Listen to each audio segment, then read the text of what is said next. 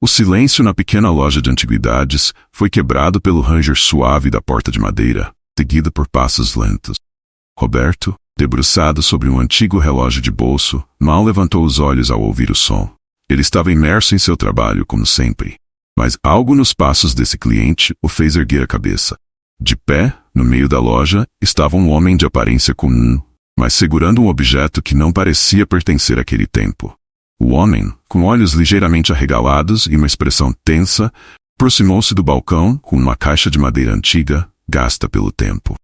Havia uma estranha energia ao redor do homem e Roberto sentiu um leve arrepio percorrer sua espinha. Você é Roberto, o antiquário? A voz do homem era baixa e rouca, como se não quisesse chamar atenção. Sim, sou eu. Roberto respondeu, fechando o relógio de bolso. O que posso fazer por você? O homem colocou a caixa no balcão com uma reverência quase religiosa. Preciso me livrar disso. Não posso ficar com ela. Roberto olhou para a caixa, intrigado. Havia algo de profundamente desconfortante nela, como se tivesse uma história que ninguém ousaria contar. O que mais o perturbava, porém, era o fato de que, apesar de trancada, ele jurava ouvir um leve e contínuo som vindo de dentro, quase como um batimento, ou uma respiração. O que exatamente é isso? Roberto perguntou, tocando a caixa com hesitação. O homem deu um passo para trás, como se a simples menção à caixa o enojasse. Não sei. Foi passada de geração em geração na minha família, mas ninguém jamais a abriu. Eu só sei que coisas começaram a acontecer desde que ela está comigo. Preciso que alguém a leve, e pensei que você poderia querer isso. A resposta vaga e o comportamento do homem deixaram Roberto ainda mais curioso. Ele já havia lidado com peças estranhas antes, mas essa tinha uma aura especial. Era como se estivesse viva. A madeira era escura, gravada com símbolos que ele não reconhecia de imediato, e o cadeado parecia antigo, feito de ferro forjado. Tinha um brilho opaco, como se estivesse trancado há muito mais tempo do que qualquer um poderia imaginar. E você nunca tentou abrir? Roberto indagou, franzindo a testa. Nunca. E não tentaria se fosse você também, disse o homem, com um sorriso tenso. As coisas que acontecem, elas pioram quando alguém tenta.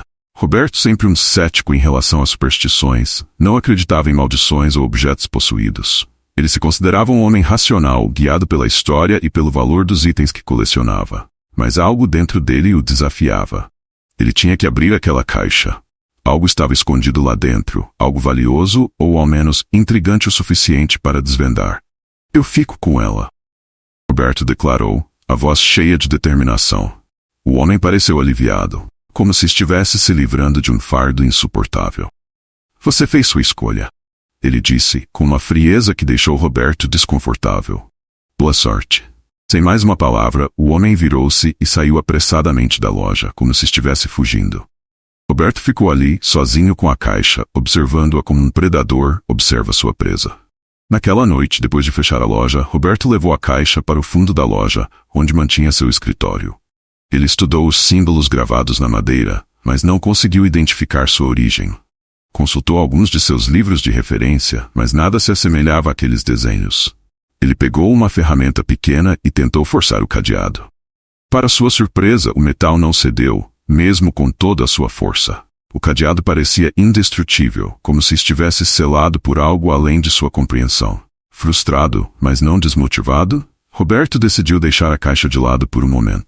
Mas enquanto ele desligava as luzes e se preparava para sair, algo fez parar. Um som. Um leve e rítmico som, vindo da caixa. Era como se algo estivesse batendo lá dentro. Suas mãos suaram ao ouvir o som. O antiquário sentiu sua curiosidade e medo crescerem simultaneamente. No caminho para casa, o som ecoava em sua mente. A caixa, com seus segredos trancados, estava consumindo seus pensamentos. E enquanto tentava dormir, foi tomado por um pesadelo. Ele se via em um campo aberto, segurando a caixa em suas mãos. Mas ela estava aberta. No interior, uma figura sombria emergia, tomando forma diante de seus olhos. Seus olhos, brilhantes como brasas, cravaram-se nele, como se estivessem esperando por aquele momento há séculos. Ele acordou com um sobressalto, suando frio. No dia seguinte, Roberto voltou à loja com a mente fixa na caixa. O som que ouvira na noite anterior parecia mais nítido em sua memória, como se estivesse se intensificando. Ele sabia que precisava descobrir mais sobre aquele objeto. Decidido, Roberto fez contato com o Dr. César, um amigo acadêmico especialista em línguas antigas e simbologia. Mostrou-lhe a caixa e pediu ajuda para decifrar os símbolos gravados. Dr. César ficou imediatamente fascinado pelo artefato, mas também perturbado. Há algo estranho nisso, algo que não consigo explicar de imediato. Dr. César disse, passando os dedos sobre as inscrições. Vou precisar de algum tempo para estudar isso. Você tem certeza de que quer continuar com isso, Roberto? Roberto hesitou por um momento. O instinto lhe dizia para deixar a caixa de lado, mas a curiosidade, ou talvez algo mais, o empurrava para a frente. Sim. Quero saber o que essa caixa esconde. Mal sabia Roberto que, ao dizer aquelas palavras, ele havia desencadeado algo muito além de sua compreensão, algo que já começava a despertar, bem no fundo da caixa trancada. Era início da tarde quando Roberto voltou à loja com uma sensação estranha, como se algo pairasse no ar. Não era apenas o clima abafado da cidade. Havia uma pressão invisível, um peso que o seguia desde o momento em que acordara. Ele tentava ignorar, mas não conseguia afastar a sensação crescente de que algo estava prestes a acontecer. O telefone tocou, trazendo-o de volta à realidade. Era o Dr. César. Roberto atendeu rapidamente, ansioso por respostas. Roberto, precisamos conversar, disse César, sua voz soando mais grave do que o habitual. Os símbolos que você me mostrou, eu não tinha certeza antes, mas agora tenho. Eles são antigos, muito antigos, e estão ligados a uma forma de adoração que remonta a cultos perdidos no tempo. Cultos? Que tipo de cultos? Roberto perguntou intrigado. Algo relacionado ao aprisionamento de espíritos, ou entidades. Pelo que pude decifrar, essa caixa pode ser uma espécie de prisão, selada com o propósito de conter algo dentro. Algo que, pela natureza dos símbolos, foi considerado perigoso o suficiente para nunca ser libertado. O coração de Roberto disparou. As palavras de César ecoaram em sua mente. Nunca ser libertado. Ele olhou para a caixa que estava sobre a mesa, agora sentindo um arrepio ao encará-la. Você está me dizendo que essa coisa pode estar viva? Roberto perguntou, sua voz quase um sussurro. Não sei se viva é a palavra certa. César respondeu com um tom inquieto. Mas sim, há algo que está trancado ali dentro. E se eu fosse você, não tentaria abrir. Roberto olhou para a caixa com novos olhos. A princípio aquilo parecia apenas um desafio intelectual, uma peça rara que ele poderia desvendar.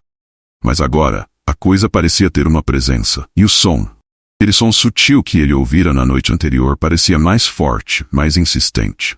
Obrigado, César, Roberto respondeu, desligando o telefone e tentando processar o que havia acabado de ouvir.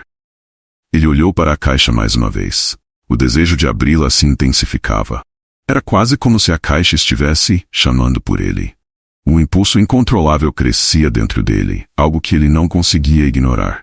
Ele precisava ver o que havia dentro. Horas se passaram enquanto Roberto permanecia sentado em frente à caixa, estudando os símbolos, tocando o cadeado, mas sem coragem de forçá-lo novamente.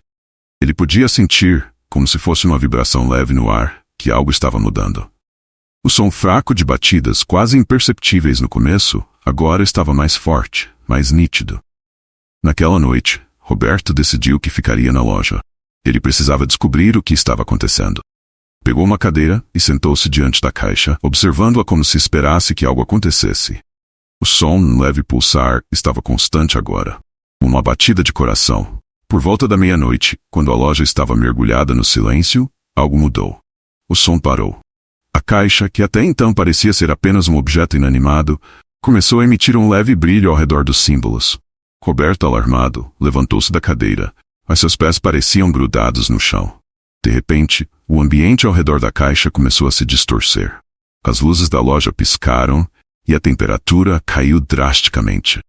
O que era um simples objeto de madeira começou a emitir uma sensação de presença, algo que ia além da compreensão humana.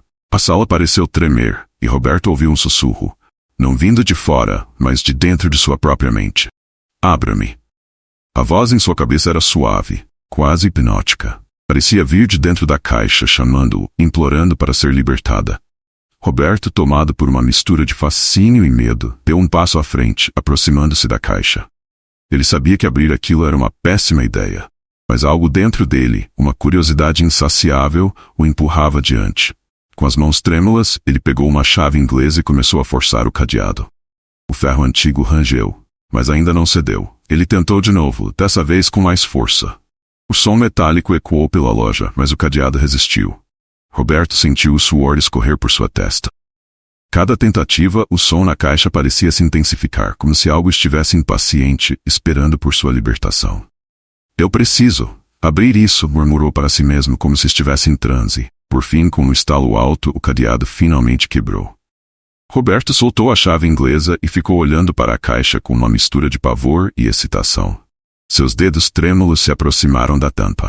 Antes de abri-la, uma onda de frio percorreu seu corpo, como se ele estivesse prestes a cruzar um limite do qual não poderia voltar. Quando Roberto finalmente abriu a tampa, um vento gélido varreu a loja, apagando todas as luzes. Por um breve momento o interior da caixa parecia vazio. Mas então, algo emergiu.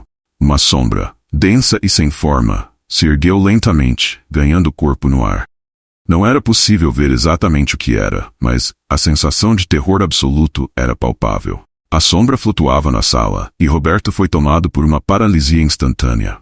Ele sentiu que sua respiração estava presa, como se algo estivesse comprimindo seu peito.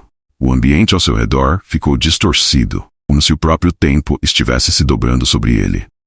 A sombra começou a se mover em sua direção, lentamente, mas de forma inevitável. Ele tentou gritar, mas nenhum som saiu de sua garganta. Tudo que podia fazer era assistir enquanto aquela presença sombria se aproximava. Havia uma malevolência tangível nela, algo que ia além do medo comum. Era o puro terror, algo que ele nunca havia experimentado antes. E então, no meio de seu desespero, Roberto ouviu um ruído vindo de fora da loja. Alguém batia freneticamente na porta. Roberto, abre a porta. É o César.